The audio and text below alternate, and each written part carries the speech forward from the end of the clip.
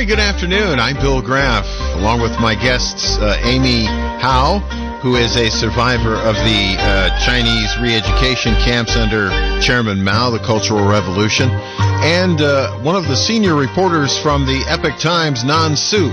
I'm Bill Graff, and we welcome you to China Über Alles for today. We have a great program, although for me somewhat scary, because we've been talking about this for a while, and for a while there I thought maybe we might be, sort of just talking by ourselves out in the dark, and it comes to find now that when we read the news around the world, various other news organizations around the planet have come to really the same conclusion that we've been talking about now for, well, quite a while. The fact that the whole lab leak theory for the origin of the COVID-19 virus may now be gaining much more credibility and much more traction. Looks like maybe that's the general consensus now as to how the virus came to be in the first place.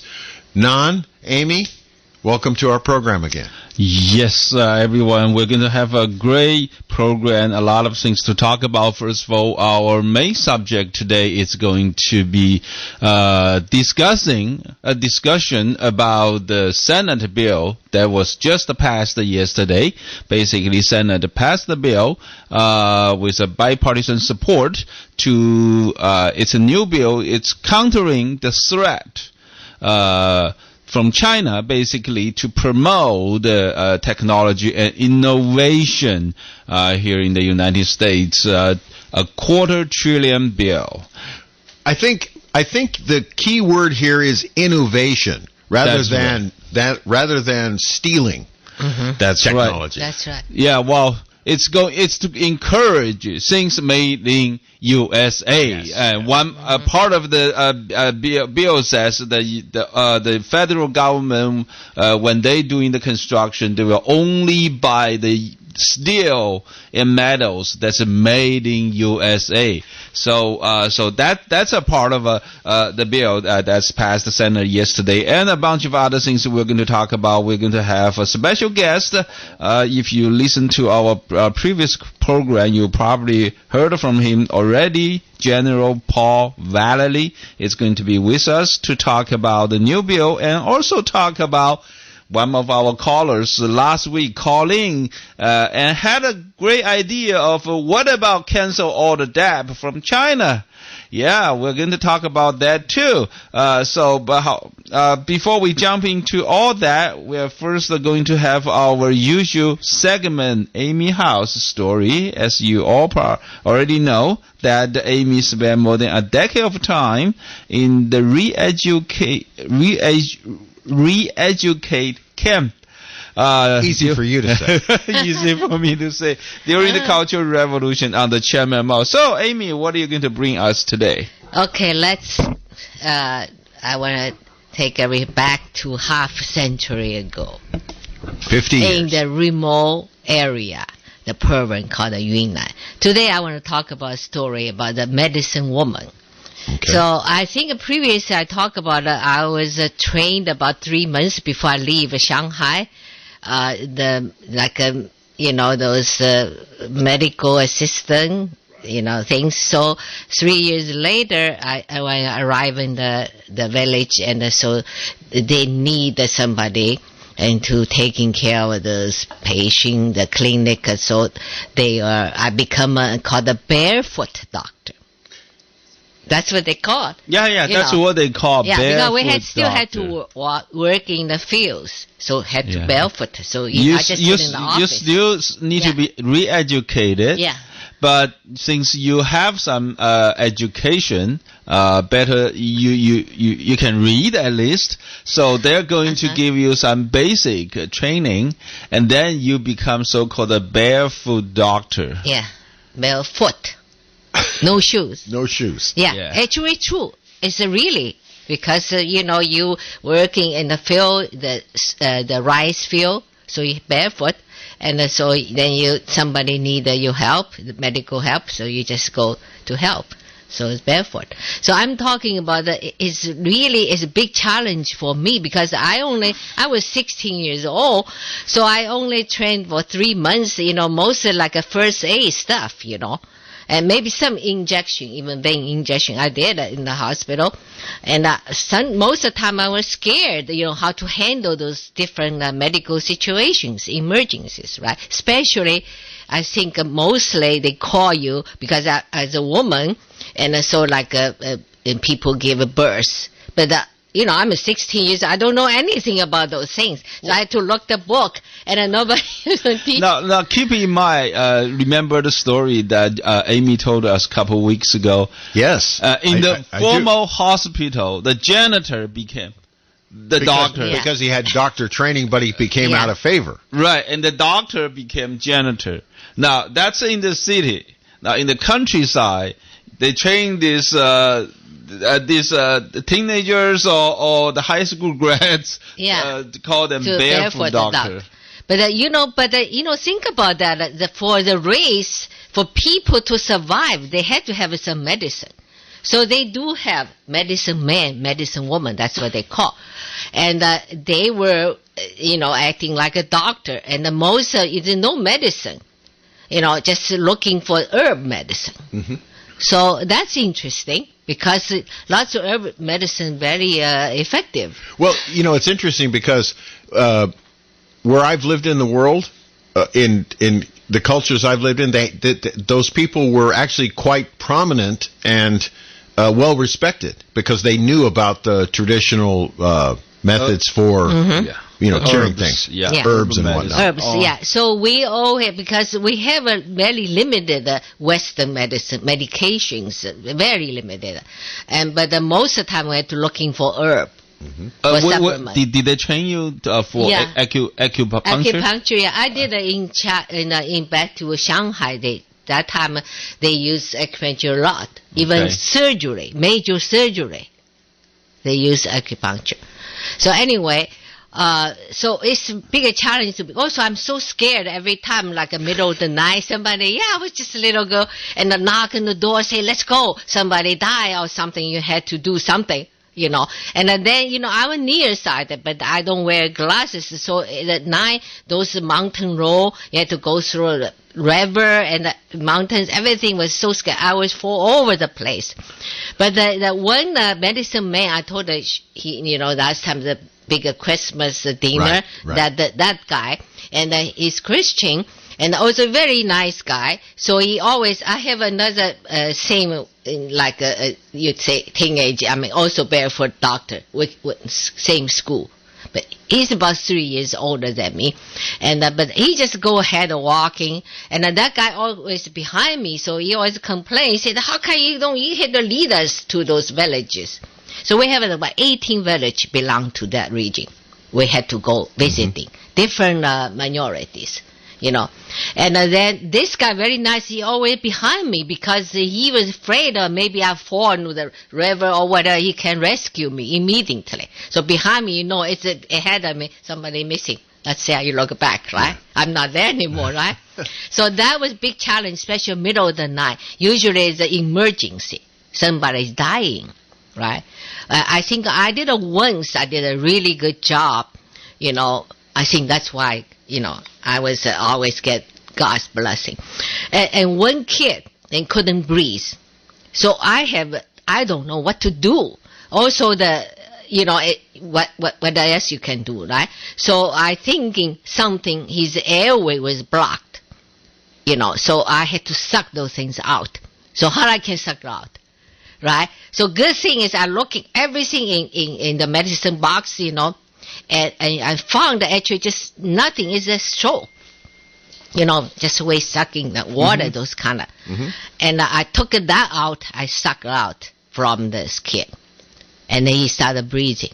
I thank God, But the things, this discharge stuff, and got to me, But I forgot it. It's so disgusting or something make me throw up. I think about that, right? But I'm so glad that, the kid started breathing. So that's how I did. But the one time I I want to talk to this medicine woman. And they told me there's a midwife medicine woman used to, to helping the woman have a difficult birth, to deliver the baby. And by that time, and they sent her away. I said, what's the punishment? They said, well, we're not going to tell you the story. Later, maybe. Right? So I was wondering about why, somebody work as a midwife and try to save people's life, they sent her away, right?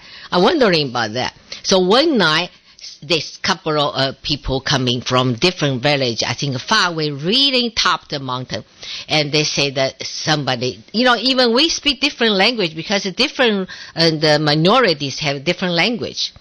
So the interpreter say, also few of this Mandarin, and he said that a woman would have give birth a baby, but the baby don't come out, so it's that kind of thing. Mm-hmm.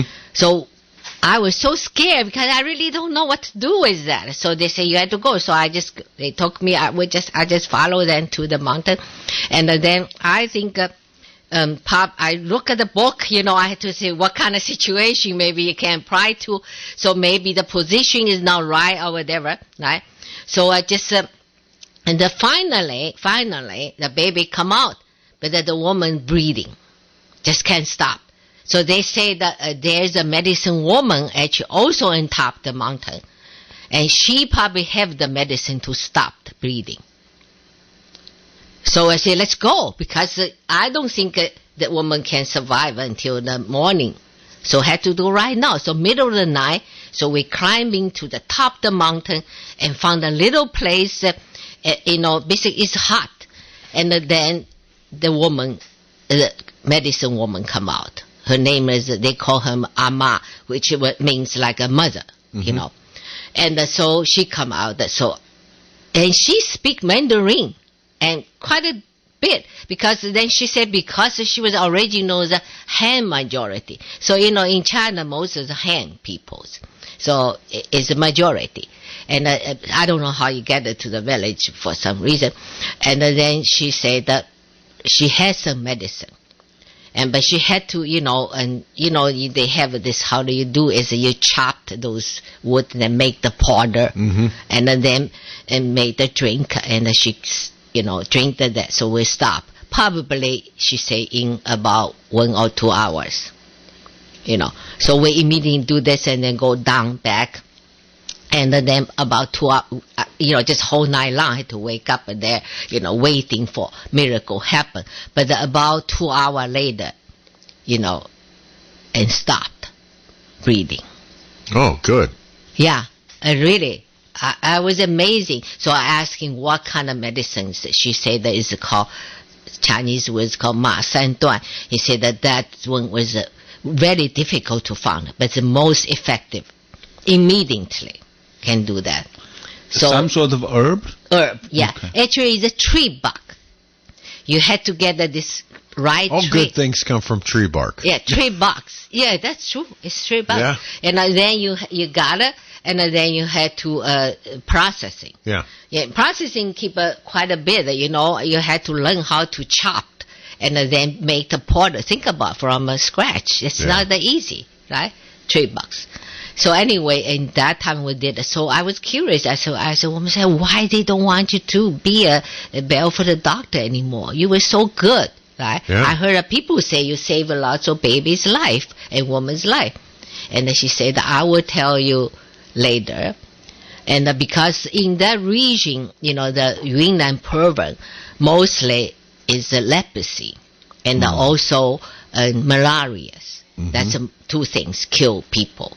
So most other things they don't even know about it, So you very seldom, like we talk about high cholesterol, sugars.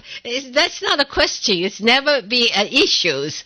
So that kind of thing, But malaria and leprosy, yeah, big problem. Yeah, big problem. Okay. So and Yunnan is also the province that they discovered the original COVID virus that's carried by bats. Bats, yes. That's really? That's where they originally discovered that. Then the Chinese Wuhan Institute of Virology, they claim they found it over there in that province. There's a bigger cave full of bats. But the interesting enough, they never transmitted to human. It's never happened. So we talk about. Well, we'll be talking about this. Yeah, we will talk about. So next time I will talk about this woman's story, why they punish her. And the one thing I learned talking about COVID, even now after this half century later, I still use the herb called the bailan geng. It's kind of bark. They use that as a dye material, blue. Mm-hmm. The Chinese blue, those, the textiles, they use that blue. And also is antivirus. So when the SARS, that time, everybody, they don't have any medicine, no vaccine, anything, so everybody drink this.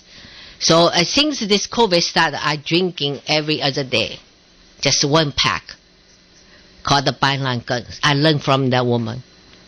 Medicine woman. So next week I'm going to talk about. That's the secret. See, we've been having her stories since the show began. A long time now. Never told us she was a 16-year-old doctor. Barefoot doctor. Barefoot. Never told us the secret how to prevent the COVID. Till now. Until now. The Chinese method. That's it. By the way, I read somewhere that there's one place in China that has a very high percentage of vaccinations, but high rate of COVID as well, because the vaccination's apparently not working too well. No. Yeah. Anyway. Well, listen, you've tuned into China Uber Alice on AM 1080 KSCO. We are going to have a guest. Paul Vallely will be with us in a little while. We want to remind you that we are going to talk about the news stories which are taking place around the world today. About the validity, I guess that's the right word, the validity of the theory that the virus got out to the general public from the Wuhan virology laboratory. The Chinese government, the World Health Organization have both come out together to say, no, that's very unlikely that it happened that way. No, it couldn't have happened that way. No. And all the evidence all the latest round of evidence that's coming out in the news from around the world is that, in fact, the WHO and the Chinese government are apparently wrong. Very high likelihood now, according to the latest reports. I couch my statement in the fact that the news changes from day to day, but it looks like the latest information is that we have some real evidence that this laboratory produced. And when I read how the laboratory was set up, very few precautions, very poorly run, the laboratory, not a level 4 lab by any stretch of the imagination. Some describe it as a level 2 lab. Mm-hmm. So, anything's possible. We do have Paul Vallely on the line. He's on line 6, Sam? Yeah. Okay, so we'll get to him. You want to go ahead and introduce our guest? Yes, it's our pleasure to have our one of our previous guests coming back today as our today's guest, General Paul Vallely. He's a retired U.S. Army Major General and Senior Military Analyst for Fox News. He served in the Vietnam War and retired in 1993 as a Deputy Commanding General. And also, after he retired, he served as a military committee chairman for the Center for Security Policy in Washington, D.C. And also he founded an organization called Stand Up America U.S. So he was founder of that organization. It's our pleasure to have him back to us as a guest again. If you listen to our previous program, you probably heard from him several times already. General Vallely, welcome back to our program. Thank you, Nancy. Happy to be back with you again. Okay, now we just heard, well, there was a lot of things going on with China, and the U.S. Senate just passed a new bill yesterday. It's going to encourage the technology innovation here in the United States, and it's a $250 billion bill, and also it will. If it's passed, it's going to require that all the construction all the construction projects by the federal government only use the steels and metals made in USA.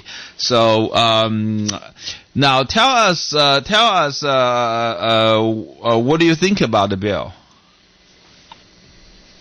Well, I'm not sure about the effect of that bill is going to be on particularly U.S. manufacturers or Chinese manufacturing, European manufacturing. I think it's going to be very hard to track, and so I'm a little dubious that it's going to be very effective. What do you base that dubious opinion on, General? Well, I guess it's my dubious opinion. I don't know the exact depth of the bill, and once they put it into effect, and it gets down to the corporations, it's going to be interesting to see what the corporations are going to say in response to the bill. I haven't seen anything yet. I'm not sure you have either. Have you? No, I haven't. We didn't. We haven't had any really real details of the bill yet. The Senate passed it with House to vote. Right. It's going to go to the House to vote. So I guess it's going to be several back and forth before it's get final approval. Okay. Now let's also talk about a speech made by former President Trump last Saturday, and he suggested a great new way to have China pay for the loss that caused by this pandemic. He suggested we're going to hold we are going to cancel pretty much all the China held U.S. Treasury debt as a down payment.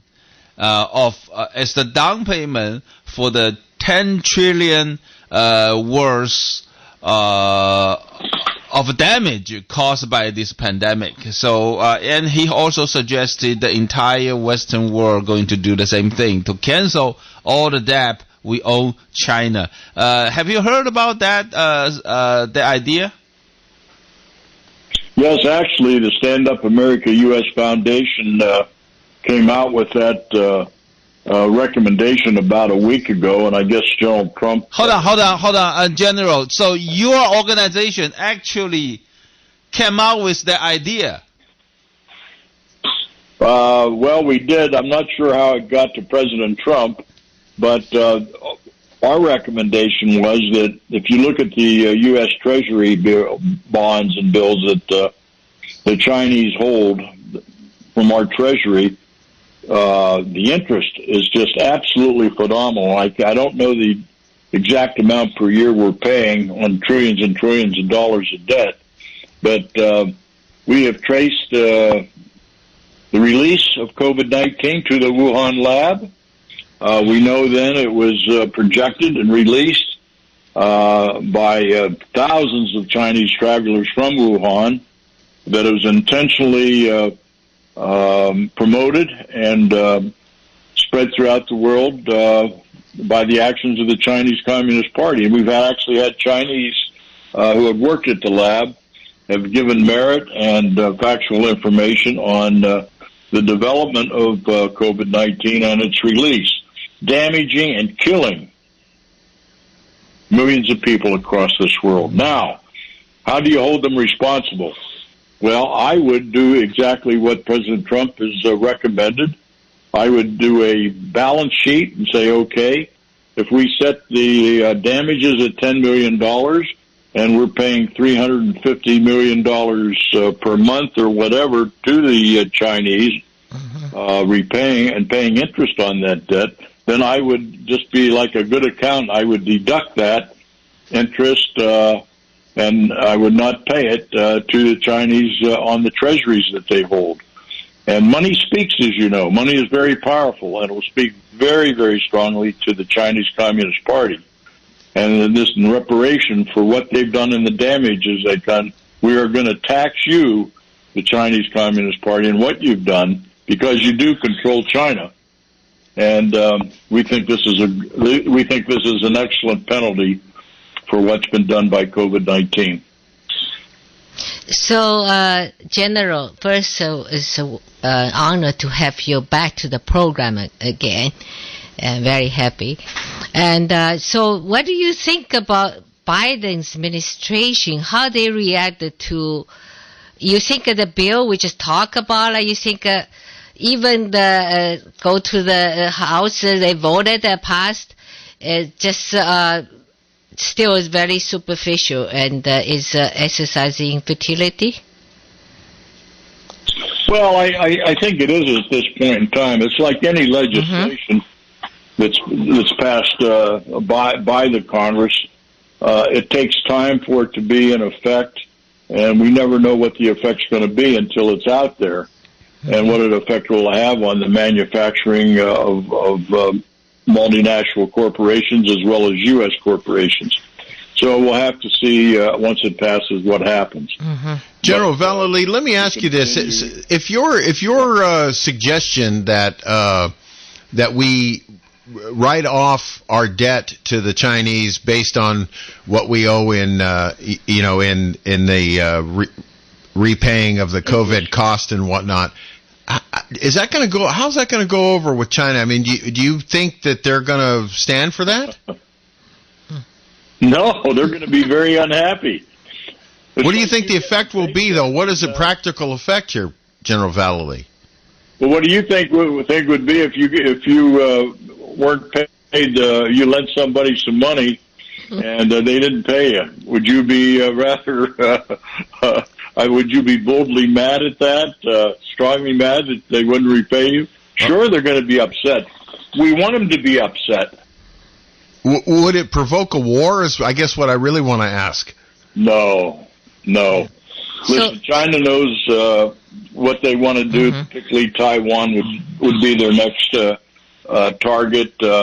I don't think they want to create a war because it will involve Japan, South Korea, India, Australia, name all the countries in the Far East that will involve out there. And China knows how good the armies of South Korea are, Japan. Taiwan has an excellent armed force. We have 2 aircraft carrier groups out there. We've got troops in South Korea. We've got a Marine division out there. We've got tremendous B-52 capability, nuclear and non-nuclear capability. So China knows this. I think they will probably try to take Taiwan at some point in time. But certainly, just by reneging, I would say, and not paying the interest, they're not going to go to war over that. They're going to be very upset, though. Well, just for our audience information, I just quickly checked online that actually China owned about 1.1 trillion U.S. debt. So that's the total debt China holds is the U.S. Treasury bill, U.S. Treasury debt, 1.1 trillion. So yeah, it's probably a lot of interest every month. Billions. Yeah. Well, that's per year, but then you divide to 12 months, there will be a few hundred millions. That just like a general say. General, recently there's a lot of let me say just a rumor, but there's a lot of people talking about it. They say the reason that all of a sudden in the past few months that the reason that all the media that actually change their tune. Now they are all intent to believe that actually the virus was purposely leaked from the Wuhan lab, from the Wuhan Institute of Virology, is because one of the Chinese military official, pretty high level, that came to the U.S. And recently, and he defected. And so he was the one providing all the information to the U.S. about how this virus was purposely leaked out from Wuhan lab. Do you have any information on that? No, I don't. I don't have any definitive operation. But we know members of the Chinese Communist Party themselves have said that we're going to conduct a bio attack on the United States. So bioweapons has been being planned by, well, the United States has the capability, Russia has the capability, and China. But this is the first time that we know that a country would actually take a development of a virus and use it in the first bio attack against, of course, the United States and, of course, other countries throughout the world. There is no doubt this is a fact. This is no doubt it was intentional. Now, whether they developed it inside the laboratory and it leaked out, the fact is that it did leak out from Wuhan. And you notice they closed down every flight going into Shanghai or Beijing, and those two political capitals of China weren't affected. Very small degree by COVID, but yet it spread throughout the world. They had over 100,000 Chinese flying into northern Italy. We know that I think it's over 200,000 Chinese work in the garment industry in Milan area of northern Italy. And that was the first area that was hit very badly if you go back and look. And, of course, spread into Spain, into France, and, of course, into the United States. So we know this was an intentional bio attack against the United States primarily. From a military point of view, General, how does the military react to this? I mean, obviously you folks take, direction from above, but is the military hardened against this kind of stuff? I mean, how do you folks protect yourselves against something like this? Well, we've had what we call NBC training, nuclear, biological, and chemical training in the armed forces that started as far back as World War I when they used mustard gas. And so in the training I went through was primarily gases that we would be issued masks for. We thought if there was any attack, it would probably be chemical through artillery and through bombs that would be dropped. And during all that period of time, this is when in the laboratory, and of course at Fort Detrick, Maryland, is where we have our biolab. And we know that viruses were developed in our labs as well. So they've been tracking this for quite some time. This whole nuclear, biological, chemical capability. And I would say the United States has been primarily prepared for a nuclear attack or a chemical, but certainly the bio was a surprise that it was finally done in the year 2020. So, General, and recently, just the last couple of days, and from the Chinese propaganda, because that's all the people in China, they're able to read it. So there's lots of things talk about the military land drill. And also, they will talk about like American going to start a nuclear war to China. Mm-hmm. So probably just try to, focus on outside instead to ease their internal problems. So, but lots of people, and Chinese people, they just want to know if those things are true or not. They're wondering about, is it really going to have a nuclear war? So because the government told them to prepare for it. The Chinese regime telling Chinese people in China that United States is going to engage a nuclear war against the China. So they are doing the drill in China. Yes. Wow. What do you think, General? What do you think about this? Well, of course, we're prepared to. We've conducted drills in the past on nuclear warfare. And if China feels that's a real threat, the Chinese Communist Party would have put out that declaration to the Chinese people that we have to be prepared and we better train for it. And I suspect that's what they're doing. They're just getting prepared in case a nuclear war would develop between the two countries.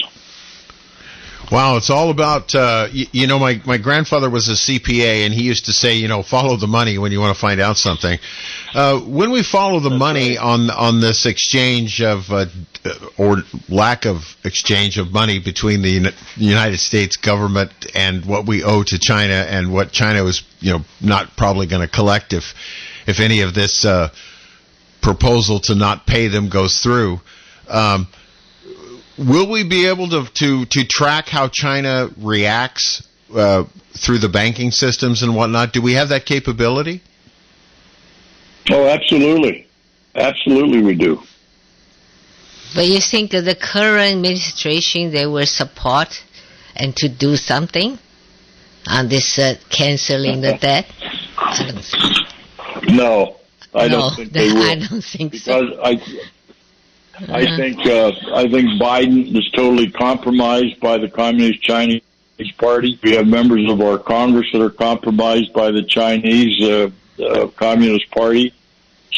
Swalwell, for example, from California would be a good one. Hunter Biden, the son of the president, the president's compromised. The Chinese have done a very good job in deception and infiltrating inside many institutions and organizations within the United States. And one of the main goals of the Chinese Communist Party is to develop relationships, and then from those relationships, they can pursue any kind of action that may be necessary, especially if the individual's been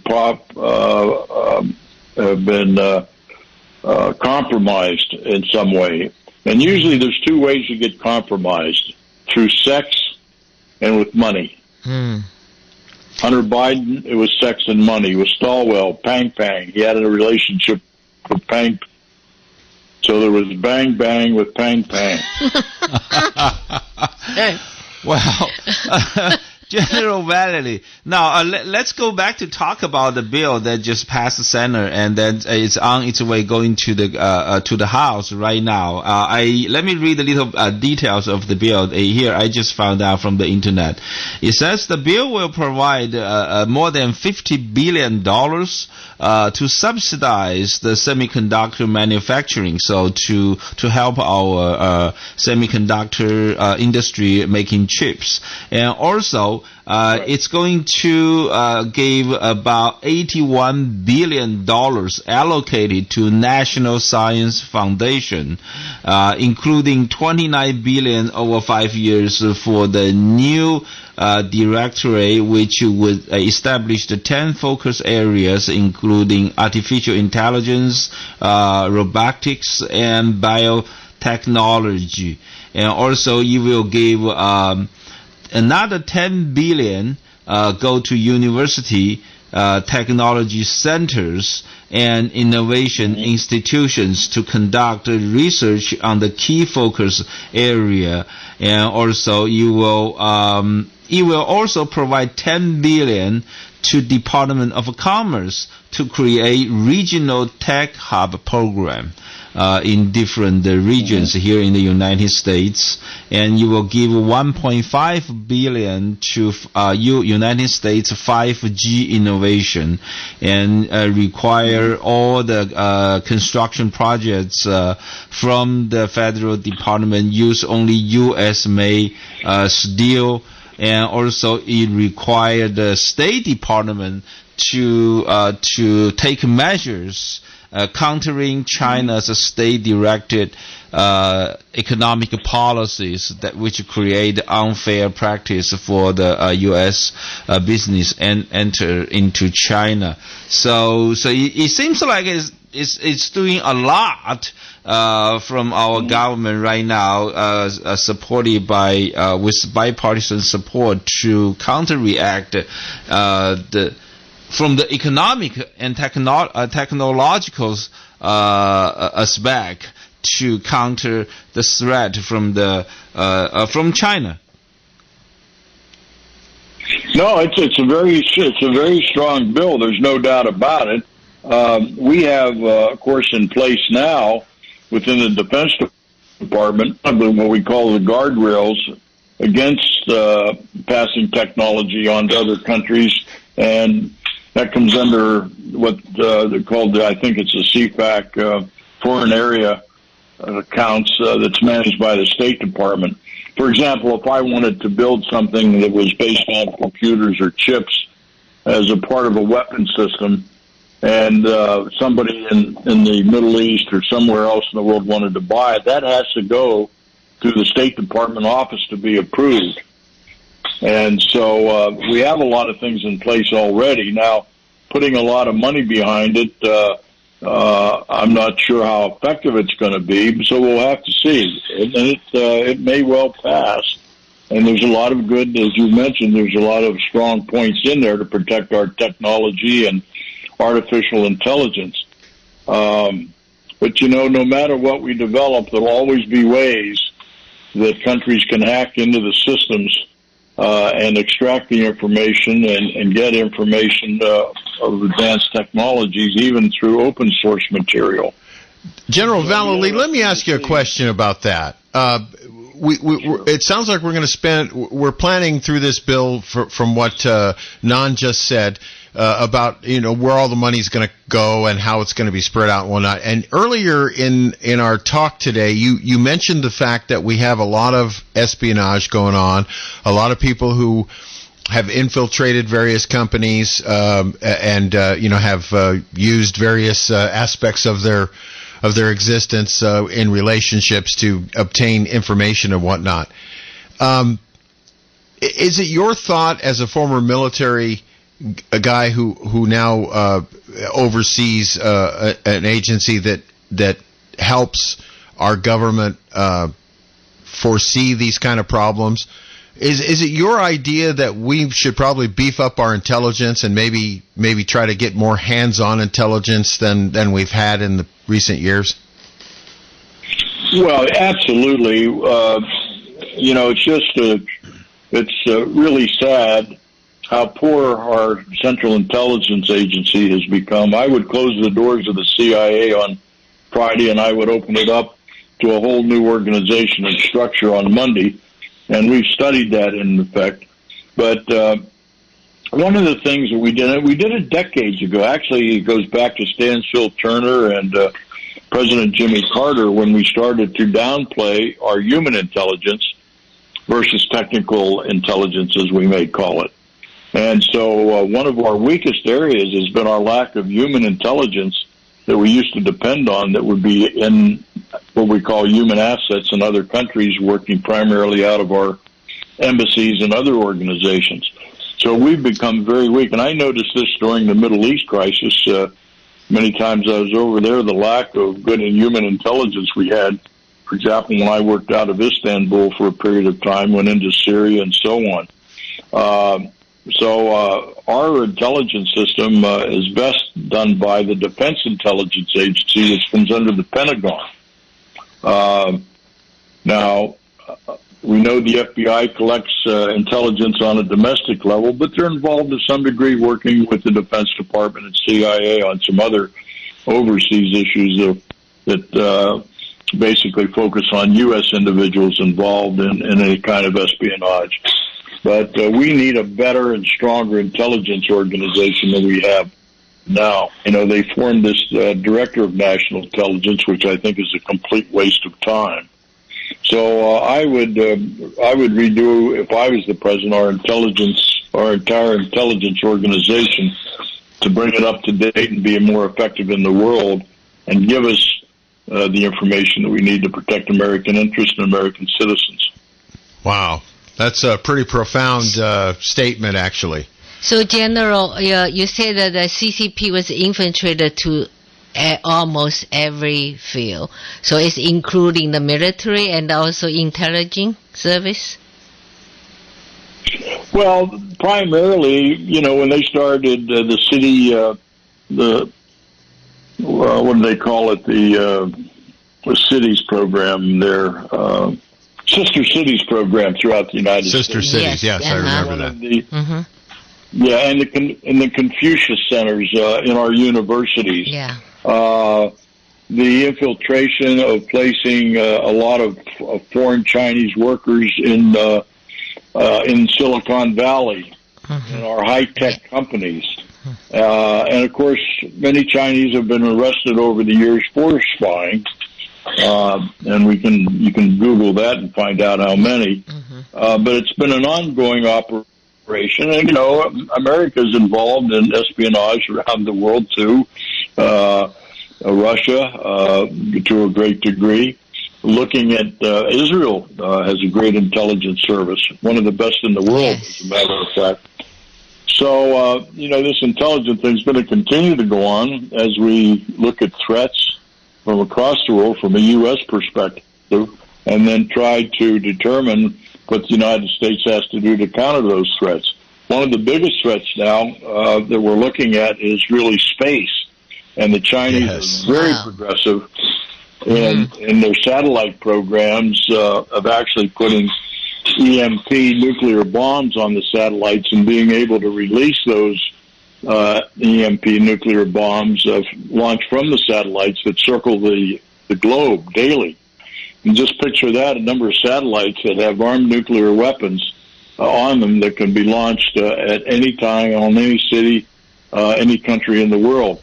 The Chinese now their satellite program is very aggressive, and so that's one of the things from an intelligence area that we picked up that at least our organization had, and the military. So space is really the formidable future out there that we have to really be concerned, as well as continued bioattacks. We know other viruses are being developed by Wuhan, above and beyond COVID-19. We'll call it COVID-20, COVID-21, and that's ongoing at this point in time. General Vallely, we're running out of time. Is there any way that if our audience wants to find out more about what you're doing these days and the information that you have available to you, is there a way our audience can find out more about your efforts and your organization? Oh, absolutely. You can go to our website. We have some good postings there today. It's standupamericaus.org. standupamericaus.org.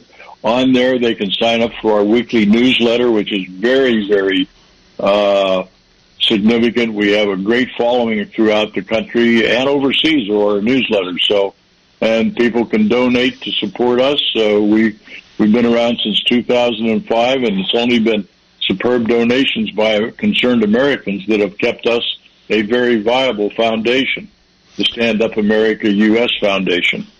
Sir, we always appreciate your fine information. You are always willing to come on and talk to us about what we find to be a very troubling situation in the world, and we appreciate your time today.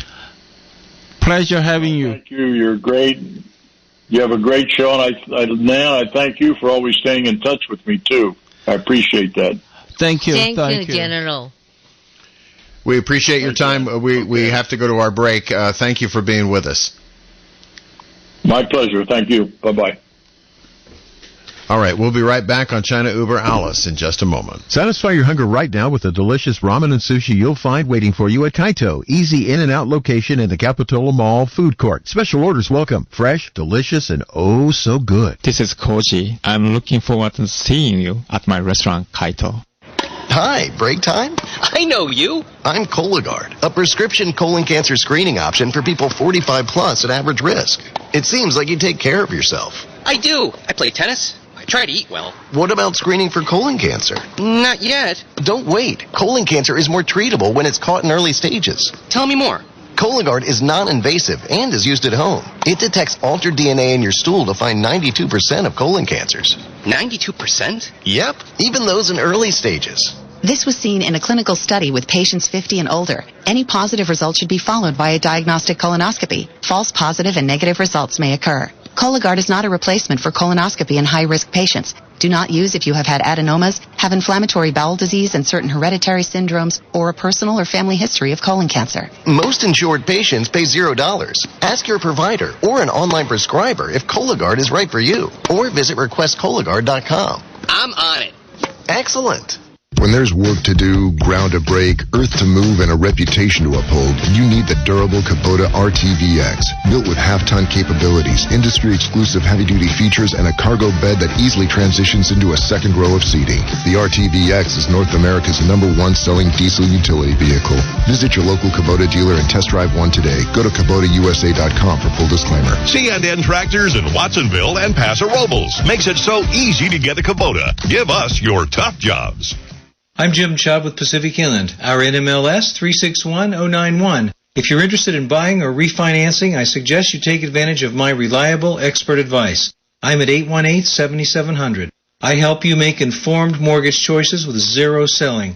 See my Sunday column in the Sentinel. We have a 30-year fixed at 3.375 APR with no closing costs. Some restrictions apply. Call me, 818-7700 for individual pricing. That's 818-7700.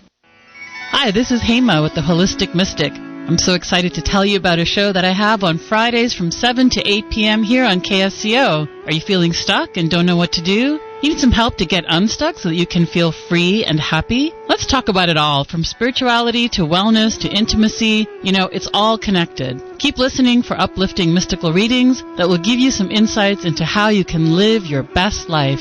Join me, Hema, Holistic Mystic, Fridays at 7 p.m. It's Michael Harrison inviting you to join me Fridays at 6 p.m. as we delve into the hottest news stories of the week on the Michael Harrison Wrap, right here on KSCO News Talk 1080 AM, 95.7 FM, 104.1 FM, and 107.9 FM. What do you say we kick off the weekend together, you, me, and the Michael Harrison Wrap?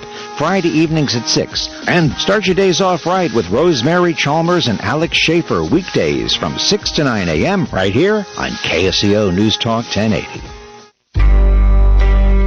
We're at the end of our first hour of today's program. We'll be taking your telephone calls in hour number 2 right after the news and information. Please call us if you have any questions about some of the information we've brought up in our first hour today.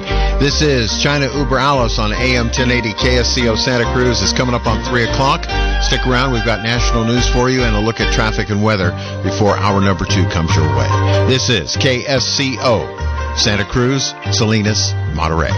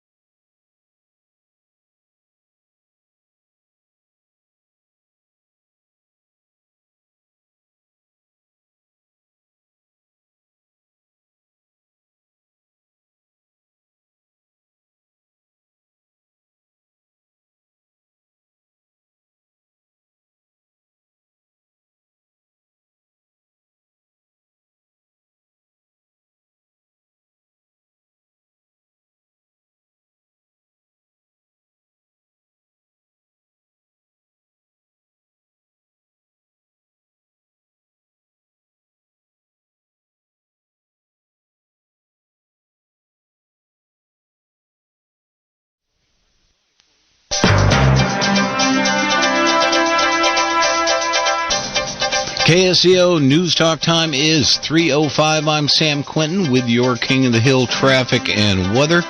Let's start off with the CHP page in Santa Cruz. Highway 1 northbound at 41st Avenue. Hit and run reported there, and units are on scene to help with that situation. In Monterey County, Harkins Road at Hunter Lane, we have a traffic collision with injuries reported there. 2 vehicles involved and emergency crews are on the scene. And in King City, Highway 101 southbound at Greenfield on-ramp, traffic hazard reported there. That is a tan sedan that is disabled in the blocking the number 1 lane there. Elsewhere, Highway 17 is clear. Highway 9 is clear. Highway 1 coming off of Fishhook southbound, you're going to find some slow and go conditions. And we're talking about 8 to 10 minute delay to get your way through to about Bay Avenue. Elsewhere on Highway 1, also southbound, headed towards Moss Landing just before you get there. Another patch of slow and go there, a few extra minutes on your drive. And northbound Highway 1 coming out of Carmel by the Sea, another patch of slow and go that should only be a tap on the brakes. Right now, Highway 101 southbound from South Coyote to Morgan Hill. That is a big-time slowdown right now. It says a 14-minute delay right now. I would bet on perhaps more than that. Your Central Coast forecast for tonight. We're going to have mostly clear skies, looking for overnight lows of 47 degrees tomorrow. Sunny skies, looking for a high tomorrow of 71, but I bet we beat that right now outside the KSCO studios. It is warm, 74 degrees. KSCO News Talk time right now, 3:07. Time now for the second hour of China Uber Alice on KSCO. China Uber Alice is brought to you in part by Sushi Market Sprouts on 7th in Santa Cruz and Kaito in the Capitola Mall Food Court. Treat yourself to the finest Japanese cuisine you'll find anywhere with fresh sushi to go and delicious ramen dinners. Sushi Market Sprouts and Kaito. Yum!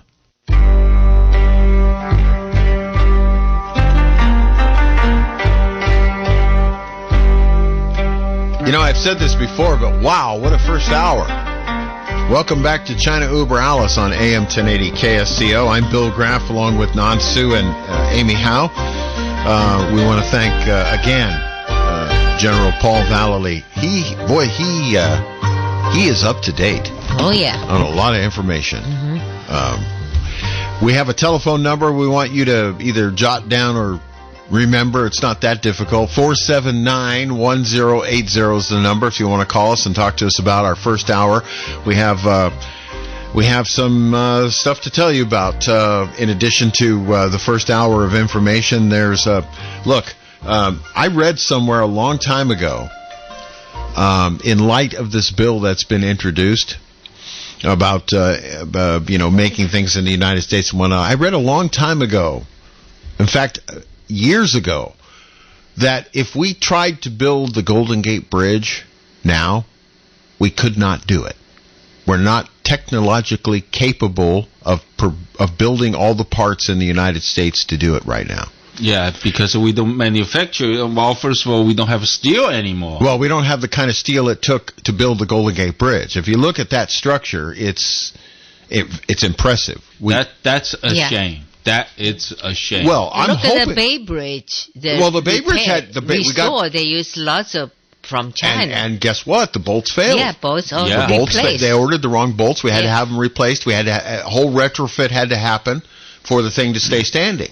So I guess what I'm saying is I truly hope that we have this bill pass and that we bring back a great steel industry to the United States, a bunch of chip manufacturing. I mean, right now the number one chip maker in the world is Taiwan. Yep. But how you enforce, especially what's the reaction from those corporations? Yeah. Well, I think that once all the U.S. technology corporations, they are getting the money, they are getting the contract to get a part of this big part of $250 billion money. Right. Mm-hmm. That they're going to have to promise something. They're going to have promised something to the United States how they're going to deal with China. Well, look. I think Americans, I really believe this. I think Americans are willing to pay for made in America up to a point. If it's just like 3 times as much, probably not going to happen. But we're willing to pay for quality products we know fellow Americans made. That's right. I've told the story many times. I'll just mention it again. My wife and I tried to buy an iron. All we wanted was an American-made iron. We searched, we couldn't find one. Well, it seems like this bill will do it.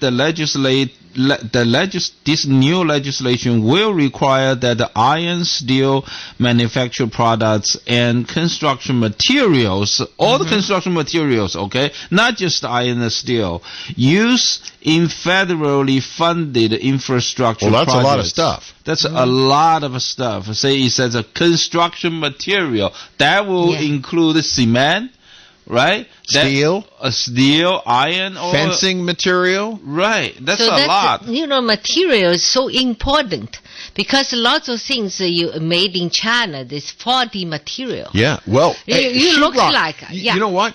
So big problem in the construction industry a couple of years ago with sheetrock that was infected. Poison. Yeah. Poison. Yes. From China. Poison and also the faulty material. Let's say they make a shoe. This is rubber. It's not. They put a very small percentage. So they make the material faulty. It looks like this kind of material, but it's not. Right. The percentage is not. You look very at low, and so that's very dangerous. Think about for infrastructure. Well, think about this. We're talking about infrastructure now. We're talking about a bill that's going to help, bring back American industry. But the one that scares me is pharmaceuticals. Well, I want pharmaceuticals made in the United States. Yeah, well, that scares me that China makes a bunch of our pharmaceuticals. Yeah, no, just recently, in China they have the big city called Shenzhen. It was the first developed free zone, right? So now recently, I think 30 years now, those buildings are corrupt. Why? Because they use the sand. It was the sand supposed to build the building. The sand. I'm just talking about the sand. So the material is so important. Otherwise, 20, 30 years ago, everything later. Yeah. Hey, we have a caller who's been waiting. Dick in Santa Cruz has called in during the news break. Let's get his call on the air. Hello, Dick. How are you? Pretty good. Hey, along the lines of what you guys were just talking about, I had something else I wanted to talk about, but just real quickly, it would be like unintended consequences for China if they did release the virus, and then all the supply chains are broken down and all messed up. A sheet of sheetrock now, plywood is $100. So right now we could get on our own feet, made in the USA. It would be an unintended consequence of what they did to try to get rid of Trump. And I believe that's what they tried to do. You guys follow that? That makes perfect sense, actually. Look what happened when OPEC decided they were going to charge through the nose for a gallon of gasoline. What did we do? We figured out how to, make all the gasoline here. Yeah, we should jump on that. It's a perfect timing. Yeah, it is. Yes, perfect timing, exactly. So anyway, good point, Dick. PO'd. Hey, the other thing, which is much bigger, I think, is, I'm sorry, the Army General, he's a little late to the party. The EMP Commission in 2004 came out and said one major EMP satellite released over Nebraska would kill 90% of the population within 1 year. That was the conclusion in 2004. Now, what we should do, we're a dollar short and a day late, but we should not hide this. We should tell them right now, we have hardened our grids. Because I'll tell you, they could. I mean, what are we going to do? They wipe us out. I mean, the commission report basically said it'll shut down everything. People will be in the streets in 2 weeks starving, disease, no water. I mean, everybody at each other's throat. 1 year, only 10% of the population left. The Chinese could just move in. But yeah, but So, look at what the Chinese would get if they did that to us. They would get no repayment of anything. They would get what they inherited would be unusable. Right? They couldn't grow anything in the United States if they took over. Right now, we have to wait a year. You know where we get our major transformers from? China. It takes a year pre-ordered, and now that the supply chains are broken, it'll be 2 or 3 years. I mean, well, it's the perfect timing, actually. Yeah, for the U.S. made. Yeah. Well, if you talk to PG&E. And some of those fires that started that they're now liable for, that they're paying back for, those transformers they needed to be replaced. Even those take a long time. Some of those larger ones. But I'm talking about they have major. If you read the book, there's books out on the EMP Commission report. I thought Trump was going to get on it. I'm waiting for somebody to freaking wake up. For a while, I think our military knows about all this. By the way, so Dick. I have a question for you. Maybe you have some good idea. What do you think now? The manufacturing in United States for last 20 years gradually gone, finished. So what do you think? How long it take we can start? Hey, it's get it back. 10 years? No. Well, now the bids from the government, okay, like you guys said, Americans could only pay, maybe if it's 3 times as much, they won't buy it. But what I'm saying, the government has to start. They got the printing press. I mean, they got a large part of the GNP, and they could pay our U.S. manufacturers whatever it costs, basically. Dick, let me point this out. Let me point out something, and following up on what you're saying. Remember, just a little while ago, about a year ago, our American president said to Ford Motor Company, we need some ventilators. Yeah. How long did it take Ford to kick out ventilators? It was like 2 weeks. Yeah. Remember in World War II when the Japanese bombed Pearl Harbor? How long did it take every manufacturing plant in the United States to stop what they were doing and make airplanes and tanks and ships and everything else? It didn't take very long because the American people can mobilize when we need to. Yeah, but right now the current government, there's not enough incentive. They were proposing to increasing the corporation, the companies' tax. Yeah. So? It's antithetical, to what they want right now, Amy. But the thing is if Congress passed it, it might be a chain reaction. It might be a chain reaction, and Biden would have to go, okay, less regulation. Okay, let's we have a lot of rare materials, lithium, stuff that runs electrical battery. We just harvest it ourselves. Not depend on China for everything. We have to start somewhere. That's correct. I thought the bigger thing was this EMP. I mean, did you hear what the general said about them flying around? And they got them right now. Mm-hmm. They're flying. They're flying around. They can just open the hatches in a Dick, satellite. you don't think? Look, I lived in a large military base in the South Pacific. Trust me when I tell you this. We have the same exact capability, exactly the same. Trust me when I tell you this. Yeah, okay, fine. So don't worry about it. No country's going to do it. No country's going to do it. I disagree with you, Bill, because mutual they have deterrence. A lot. Bill, are you listening? Mutual assured deterrence. No. Don't you remember? Calm down. Come on. Dick, you learned it in school just like I did. Bill, it's different time. No, not a different time. Same result. Same result. Listen, we all die. Listen, Bill, they light one of those candles, we all die. Well, they have hardened their grid. They have hardened their grid. Russia has hardened their grid. Trust me when I tell you this, Dick. If they light 1 or 2 of those candles off, our atmosphere will disappear. We'll die. Bill, I know you're do your research. Now, calm down. Do your research. Well, let me say this. Back in 1957. 1957, when Chairman Mao visited Moscow, that was all the communist nations together in Moscow, Soviet Union, talk about the nuclear war. And you know what Chairman Mao say?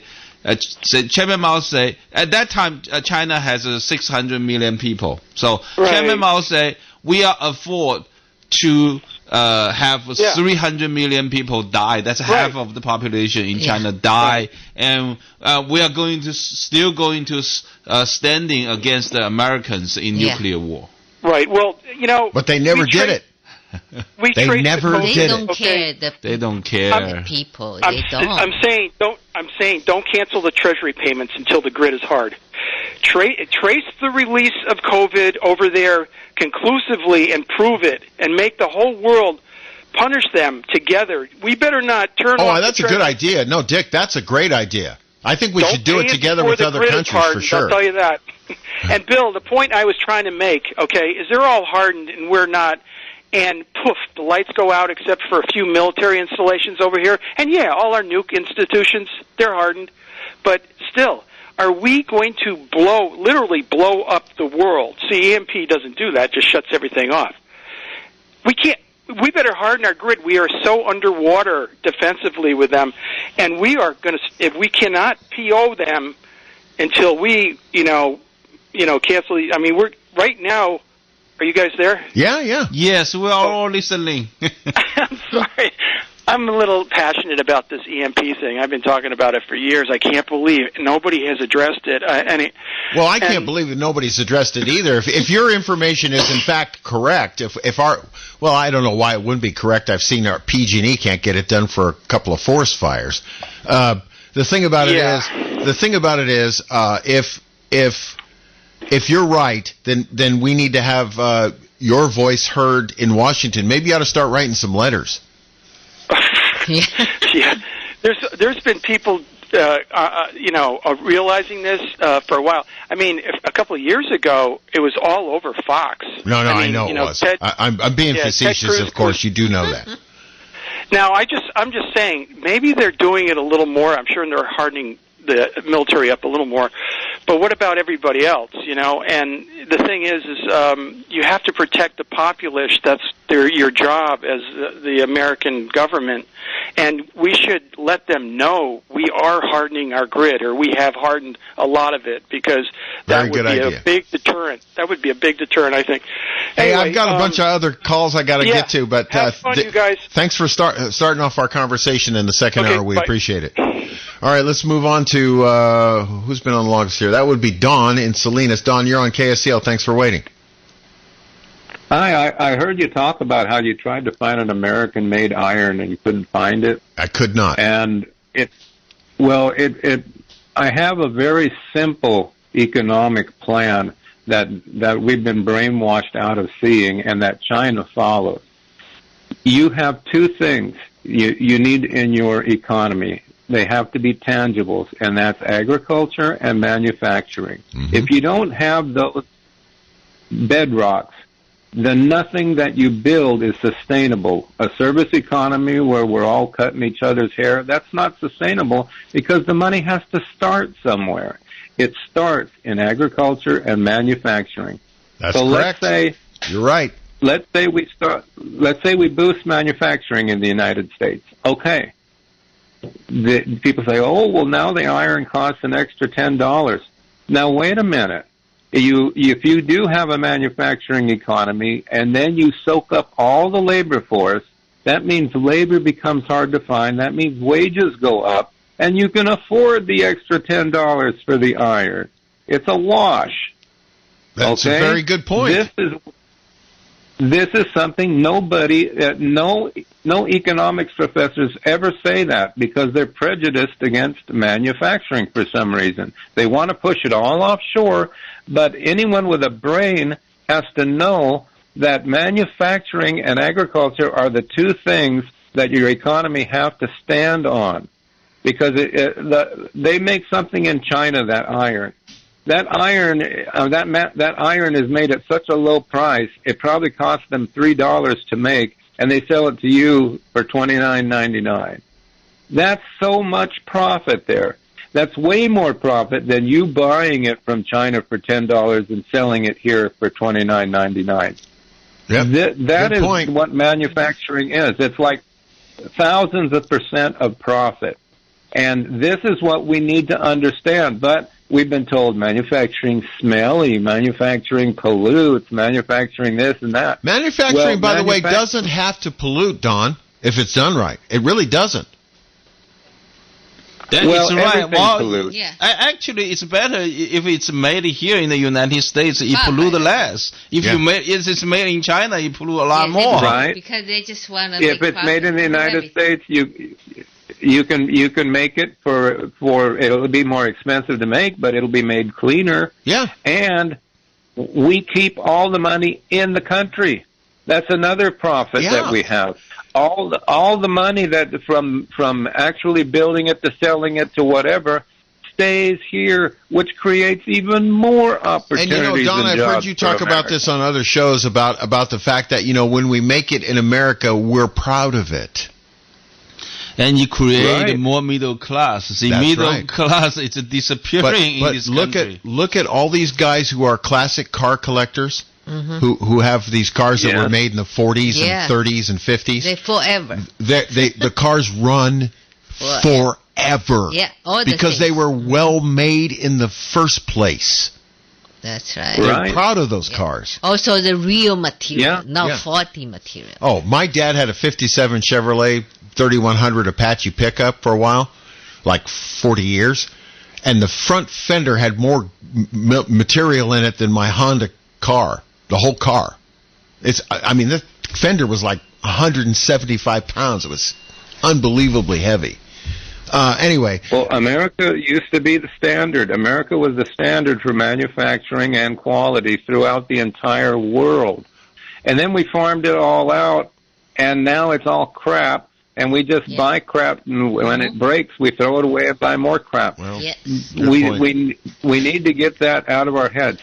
Now, I've got a joke. You were talking about the 600 million Chinese, and they could lose 300 million. I got a joke for you guys. Okay, be careful During now. World War II, when Japan invaded China, an American general came over and talked to a Chinese general, and he said, how's the war going? And the Chinese general said, oh, fantastic. And he said, what do you mean? Look at the reports. In this battle, 10,000 Chinese dead, 1,000 Japanese dead. In this battle, 50,000 Chinese dead, 10,000 Japanese dead. And the Chinese general shook his head and smiled. And he said, well, what are you smiling about?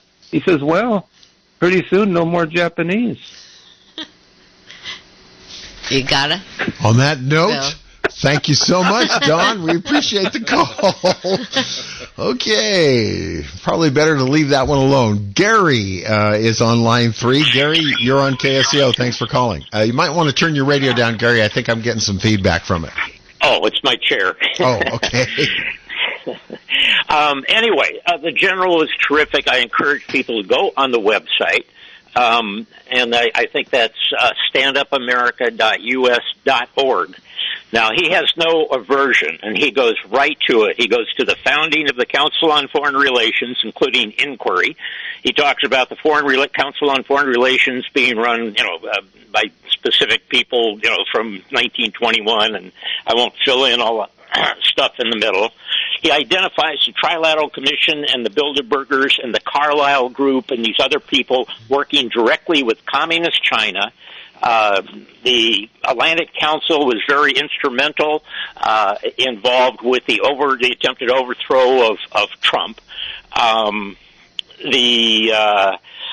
Anyway, he gets down to it, and I think locally on your program, and this is no offense because I was there. I used to think Castro was a Robin Hood of Cuba. I believe my political science professor in the so-called Republican LA Times. It took 3 bets, and I lost them, and I was totally wrong. I learned about the Council on Foreign Relations then. FBI Dan Smoot published a book, None Dare Call It Treason, published over 8 million books exposing that. The leftist professor, William Dumhoff up at UCSC, Who Rules America Today, and I think your program really lacks. You're still playing checkers because what you're talking about are news reports and other items. You have no idea the degree and the involvement of communist activity in the local area. In fact, this week, KSCO had one of Leon Panetta's operatives. He was a campaign manager. He was mayor of the city. He gave the key of the city to communist Angela Davis, who ran as vice president with Gus Hall against the United States. She's in the forefront of attacking the police, and you've got people like that as guests on KSCO by, ignorant hosts. And this is hopefully wait, Gary, let me ask you a question, okay? I mean, I understand where you're coming from, I really do, but isn't it good for the public to hear both sides? They're not getting both sides. They never heard that Don Lane gave the key to the city to Angela Davis, and that Gus Hall claimed he can't wait till the day when he sees the Christians, hung and gutted on the altar, and then we can sing, and let the Christians, sing their hymn. That background is not there. Leon Panetta is giving military and policy information to communist China through Hugh DeLacy that is still honored by our Board of Supervisors with plaques on the courthouse steps is not exposed. The fact that Zach Friend worked for two people that are registered lobbyists for the Red Chinese. The fact Bruce McPherson got $30,000 front page U.S. News and World Report from a Chinese communist triple spy, and he is the chairman of the Board of Supervisors and the head of AMBAG, which is no more than a Soviet, and we've had no meetings for a year under the guise of COVID. There is no democracy here. In fact, your argument last week is very crucial. This is not a democracy. We swear to a republic. Democracy is not mentioned in any state constitution or the United Constitution. Well, it isn't a minor thing, and I heard two callers call in, and it was kind of dismissed. Yes. Gary, let me just point something out. You have gotten out all of that information on this program. I thank you, and I appreciate that. You've always been fair. Well, I appreciate you calling. Thanks. Bye-bye. There you go. We get to have all sides presented. I can't verify any of that information without doing a whole lot of research, but I'm sure Gary has provided me with that, and when I sit down long enough to read it, I'll get all that. Listen, we've got a bunch of phone calls. Who's Rory is the next? Rory on line 1. You're on China Uber Alice. Thanks for calling. Hey, thank you, guys. And I say ditto to what Gary said. You've got Angela Davis. She's a stone-hearted Marxist, and she has an endowed chair. Yes, at UCSC. At UCSC. And she was involved in cop killing in the 60s. Look it up. No, I don't have to look it up. I remember the news reports as a young reporter. Anyway. Yeah, I don't think there's any, no statute of limitations on murder. Bernardine Dorn and that other klutz, that other SDS guy that Obama said was just a guy in the neighborhood in Chicago, they also were involved in killing a police sergeant in San Francisco. A bomb with nails and crap, and it took him out. He had an Irish name, that's all I remember. What was I going to say? Oh, to follow up on Don's call, and I'm sorry I missed the general's interview. Which general were you guys able to... It was Paul Vallely today. On? Okay, you had him on before, right? Yes. He came back to update us on... Good. I'll go back and listen to the archives. I had stuff going on I couldn't listen earlier.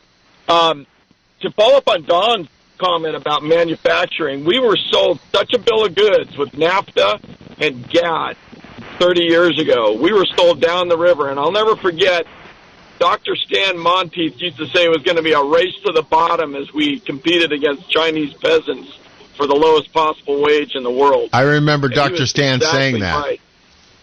Yeah, and the thing is, money follows wealth, not the other way around. You create wealth. Why are we an economic powerhouse with agriculture?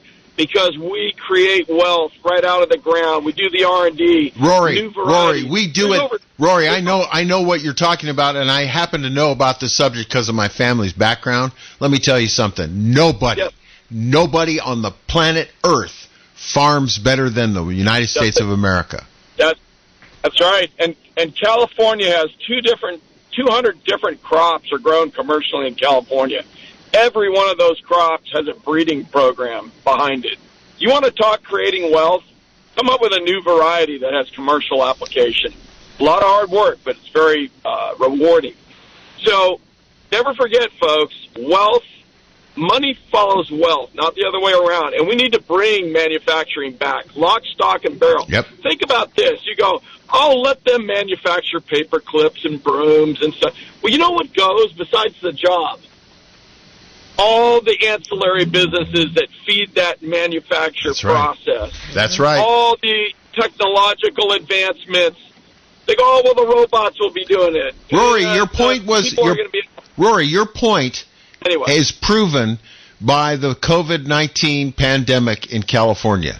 All the jobs that followed one another that all went away at approximately the same time. Yeah. No, your point is well taken. Right at in the wake of the COVID-19 pandemic, your point is very well taken. Yeah. One last thing to Amy and Dan, too. Hey, congratulations on the 1-year anniversary of the new federal state of China. Maybe you can do a whole. Maybe you could do a whole show on that. I don't know if you want to, but okay. I just heard about it this past week. It was pretty amazing, and good for you guys. Go after that CCP. Let's take them out. They're a criminal organization. That's right. That's and all the best to the people of China that are fighting for freedom. Thank you for your support. Thank you for the support, and like you said, CCP it's the biggest terrorist organization in the human history, easily. Against other humanities. That's right, and we're for the freedom and the prosperity of the Chinese people. We want to see them prosper, but we don't want to see the CCP in their totalitarian to dominating the world. That's right. Rory, did you see Amy? Last question to Amy. Did you see that woman that's probably younger than you, but also grew up under the Cultural Revolution? Did you see her speaking to that school board somewhere in the last day or two, upbraiding them about having Marxist cultural struggle sections like Mao did? Go find it on the internet. I just heard about it today. It was phenomenal. What's her name? Phenomenal. And another name? Another American woman. I don't know. But, she's kind of like you, Amy. Still got some accent. DuckDuckGo, man. Very direct. DuckDuckGo. Just look it up on DuckDuckGo. Okay. Yeah. I will. Yeah, and I'll see if I can find it. I'll send it to MZ. But it was powerful. And another woman said we need to be victors, not victims, with all this critical race theory. Yeah, we all know now it's just we're not for that at all. All right. All the best. Yeah, all the best, you guys. Take Bye care. now. Thank you. That's Rory. Let's move on to Steve in Pacific Grove. Steve, you're on KSCO. Thanks for waiting. Thank you. I'll be real short and sweet. Want to save the airways for everybody. The greatest double agent China ever profited from was a man who we were warned about back in the 70s, I think, or maybe, I think it was 60s, when he said, but if you go carrying pictures of Chairman Mao, who he was hanging around with and palling around with and opening the gates of China with, you ain't going to make it with anyone anyhow. Tricky Dicky sold us out to China. Let's face it, folks. He's the one that made them a power more than any other person on earth. All right, Steve, thanks for the call. That's our John Lennon fellow. Yeah. All right, let's move on to Colonel Terry. Boy, I've got to get new glasses.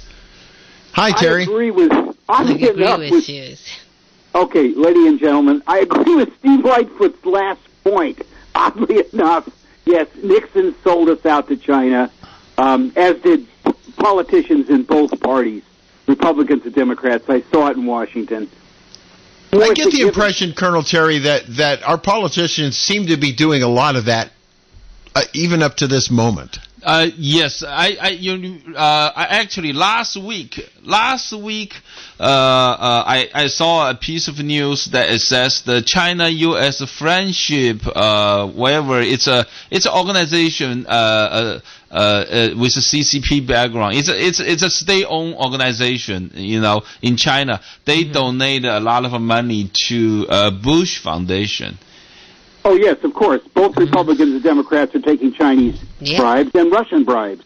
Yes. Let us not forget that Trump has taken billions from Putin's friends and Putin's government indirectly, and that's why he caved in numerous times, putting our troops' lives at greater risk, among 19 other things that I could list that Trump did that were treason or close to it.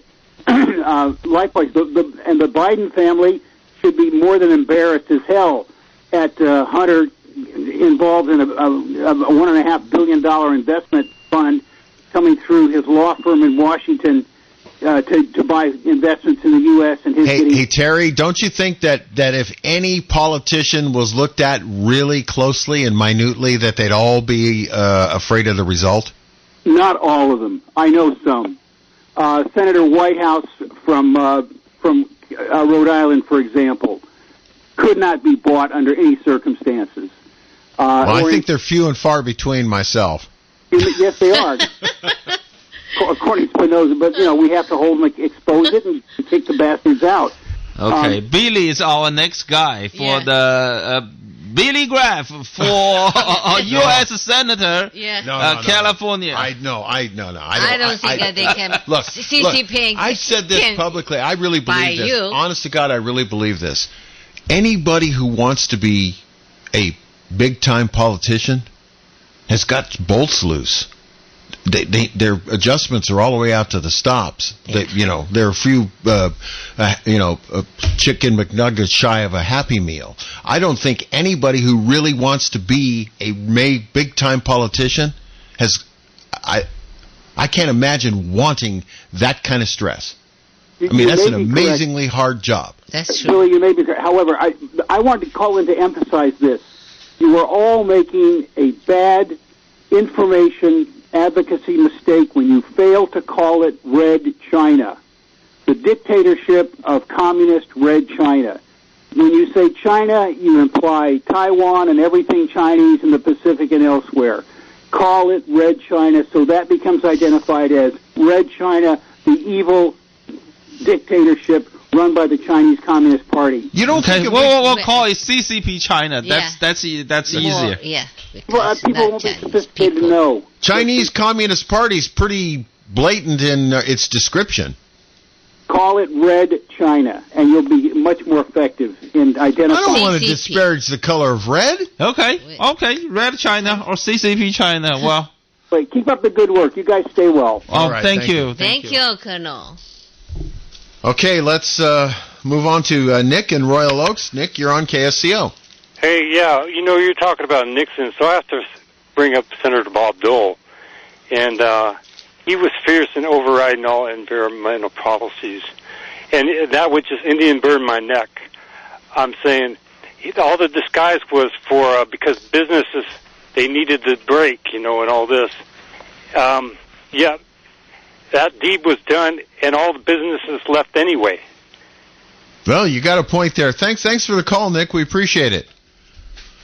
The whole idea that we can foster made in America and maybe get away from the grips of what is happening currently, where even when you look at Shark Tank, I watch that show once in a while when my dad is here in America at the house here. He likes Shark Tank, so we watch it. And they often will say something like somebody wants to make widgets or something. Well, what's the cost if you can get it made overseas? How much will it cost per unit? Can you get it down to what? And I'm going, wait a minute, I don't want to farm it out to some other country. If I'm the manufacturer, I think one of the best things you could say in the Shark Tank interview is, no, I'll pay more and have it made in Alabama or Nebraska or somewhere in the United States. It just seems to me that sends a better message than farming it out to some other place in the world. Am I wrong about that? Not really. Something wrong. Because I don't see, now be realistic, I don't see in the very short period we have something was made in USA. Really? Well, at least don't made in China, don't made in Vietnam, Malaysia, Cambodia, Indonesia, Philippines, Taiwan. Well, but Manon, I got something think about the big Taiwan. companies that are famous for making things here in the United States. Look at Boeing Aircraft. Yeah. Look at that company. Caterpillar. Caterpillar makes every single tractor in the United States. That's right. Yeah. Think about those two companies.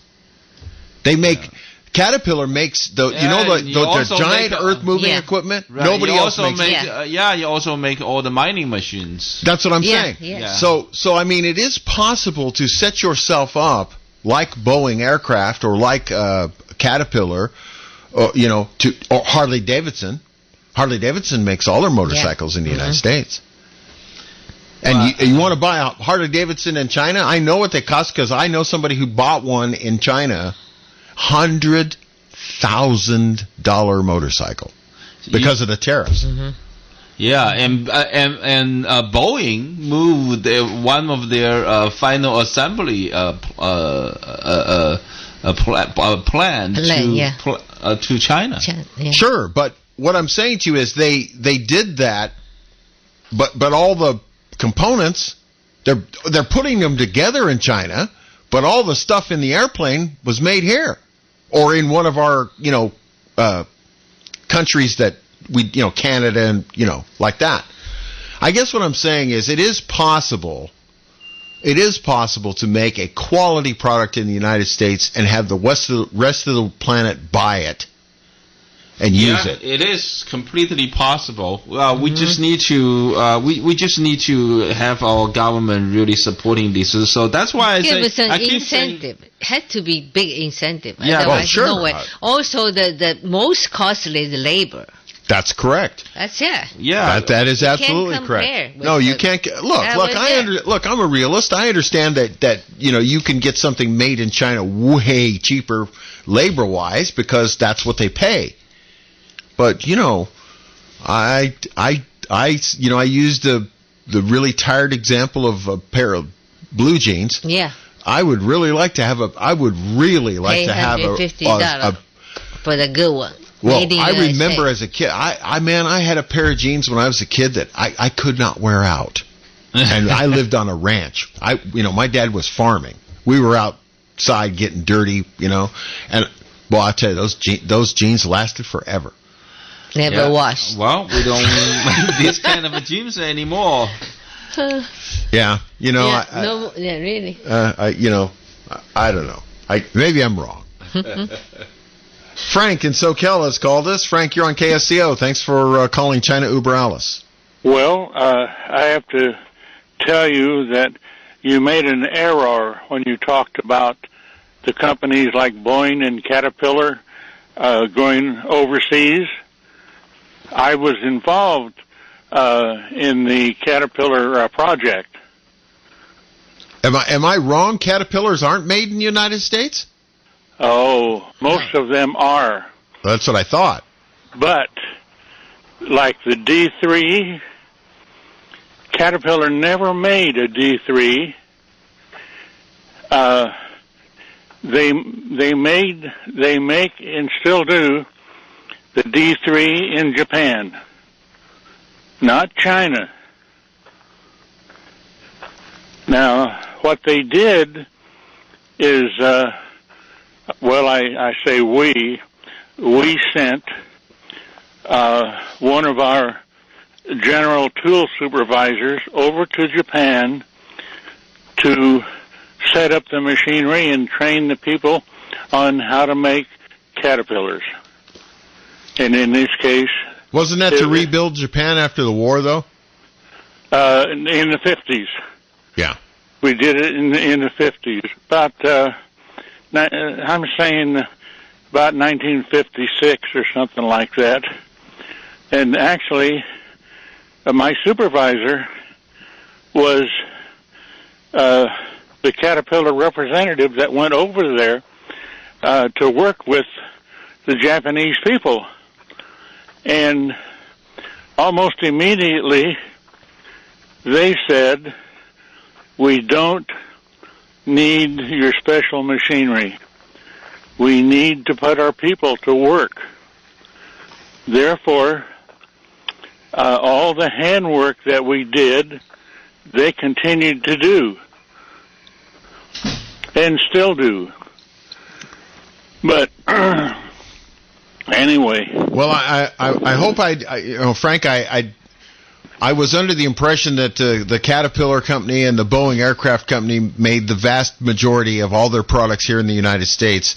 And that's true. I stand corrected that some of their products were made in Japan. That does not surprise me, actually, following the end of the war and the fact that they needed to do a lot of work in Japan. And I'm sure they worked out a deal where anything. They partnered with Mitsubishi. Oh, that doesn't surprise me. So the company over there is called Caterpillar Mitsubishi. There you go. Yeah. So we have a partner plant in Japan. Well, actually, I think Japan is our airline, which is okay as long as it's not going to be called like something like a Caterpillar CCP. If there are any Caterpillar retirees, which I'm a retiree from Caterpillar, if there are any retirees listening to your fantastic program, they know who it is. Indeed. Well, Frank, we appreciate the call, and I will say this. I literally grew up driving the Caterpillar products. Really? Yeah, my first vehicle I ever learned how to drive was a Caterpillar tractor, and I was 5 years old. My dad put wooden blocks on the track pedals, on the brakes, so I could drive it. That's great. Right. And we hauled a hay baler around. Wow. I have 3 Caterpillar D2s. Oh, do you really? Yes, and because of the fire problem, we started one of them up about 3 days ago, and I'm too old to get on and off of the tractor easily. Yeah. I'm a extended retiree from Caterpillar. Well, listen, we appreciate the call so much, Frank. Thank you. Keep listening. We hope to have you call back, okay? Well, I can continue this conversation if you would like at any time. We'd love to have you call back. I got to move on today, but we'll have you call back at a future date, okay? Okay. All right. Thank you. Thank you, Frank. That's, look, let me just say this. Frank is an example of what we could have. This guy obviously was a company employee for Caterpillar for years. Knows his tractors, knows how they were made. Yes. And let me tell you something. I was talking about old cars that keep running. Boy, you got a tractor that somebody changed the oil in that was made by Caterpillar. It's still running. Those things are unbelievable pieces of equipment. Yeah. Who do we have online? Joe in Santa Cruz, if I can read properly. Joe, you're on KSCO. Thanks for calling. Yeah, one thing about Nixon, people blaming Nixon for, opening up markets to China and all that. Nixon and his people had a logical idea to try, and trying to expose the Chinese to capitalism and maybe a little bit of democracy, and maybe they'll change. Okay, it didn't work out. Yeah, we've talked about that on this program. The whole theory was a great theory in theory, but it didn't work in practicality. Mm-hmm. Yeah, 20/20 hindsight. Yeah. The other thing is business. If we want more things made here in the U.S., it's not up to business. Business is always going to go for cheap labor. It's up to the majority of us consumers to say, hey, we'll pay more for American goods. So once the bottom line is hit with these companies, then they'll change. But it's up to us. Well, it's a good point, and actually, excellent point. Actually, I don't think I could have said that better. Thanks for the call. Okay. There you go. That's probably a very salient point for today's conversation. Just buy USA. Or as non made in USA. Made in USA, and as Nons pointed out, if you can't find it made in USA, buy from someplace other than China. That's it. That's right, other than CCP. Made in CCP. That's not good. This is crucial, actually. Yeah. All right. We got to take our final break on China Uber Alice today, and we'll be back in just a moment. Satisfy your hunger with a fresh, prepared, twice-daily grab-and-go sushi you'll find waiting for you at Sushi Market Sprouts, 2 blocks from the beach at 300 7th Avenue in Santa Cruz. Fresh, delicious, and oh so good. Hello, I'm Junko, and I look forward to serving you at the Sushi Market Sprouts. I'm David Parks. I often go by Dave. I have Parks Construction Company here in Santa Cruz. I'm a licensed general engineering and building contractor. I've been licensed here for over 30 years. At the moment, our company is focusing on residential remodel, such as kitchens and baths, but we do outdoor structures. We work all over Santa Cruz County, but primarily Santa Cruz and Mid-County. I've lived here in this area for most of my life and absolutely love it. One of my favorite past projects was a remodel that we did for friends of ours on a property in Ben Lomond. The reason it was so fun was because for the next 15 years, all he could ever do was rave about the project that we did for him. And that's what made it fun. When people are so into what you're doing, that was a real success for me. Google Parks Construction in Santa Cruz. You'll find that we have a presence on what's called the Santa Cruz Construction Guild. If you go to my website, you'll see my office phone number. It's area code 831-346-6458. Responsible for managing an estate or liquidating a business? Call Clark's. Hello, I'm Patty Clark of Clark's Auction Company. Clark's offers a complete range of estate services, from selling one item to a house full, and we advertise locally, nationally, and internationally. Clark's is trusted by individuals, attorneys, and executors. Remember, we do all the work so you don't have to. Call today and see how Clark's can help you. 831-706-8776 or clarksauctions.com. KSCO has some of the most intelligent listeners on the planet, and most intelligent minds want to know, what are my options for taking Social Security benefits? Do I need an estate plan? When, where, and how do I enroll in Medicare? If you want answers to these and other hot financial topics, listen to Money Moves. Host Pamela Fugit-Hedrick and her guests have tips and tools you'll need so you can manage your money effectively. That's Money Moves, 7 p.m. Thursdays here on KSCO. My name is Dean Sutton. I'm a lawyer, a real estate lawyer. I've been in practice for 40 years in Santa Cruz and Santa Clara County. I go to court, go to trial. We handle and resolve questions and problems concerning primarily real estate, buy, sell, lease, evict, foreclose, boundary lines, disputes about ownership, possession, roommates, all those kinds of problems that we work with. We have a call-in talk show, Law of the Land, Thursdays from 8 to 9 on KSCO. You get a chance to talk to a lawyer. Give me a call. I'm a lawyer, but you can like me anyway. The following is a message from outgoing KSCO owner Michael Zwirling. How often does one get to put into practice a dream that he has had all his life? That's what KSCO is for me. That's a statement I made nearly 30 years ago on a cable TV news feature about KSCO, a video which, by the way, is posted on KSCO.com. Now it's time for me to retire from the obligations and responsibility of KSCO ownership.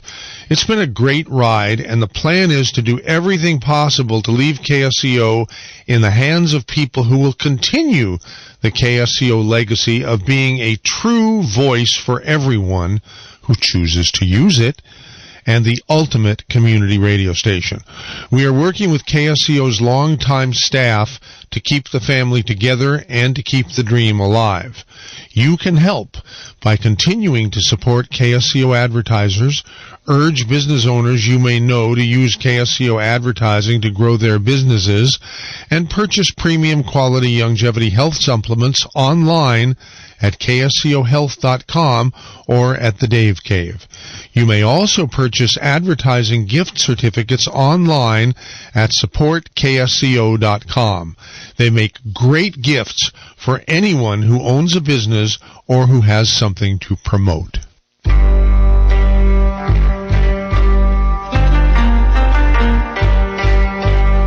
That's our program for today.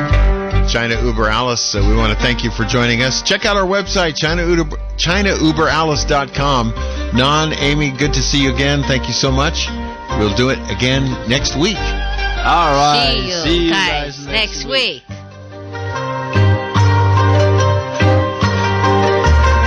This is KSCO Santa Cruz, Salinas, Monterey. Stay tuned. Flight 1080's coming up.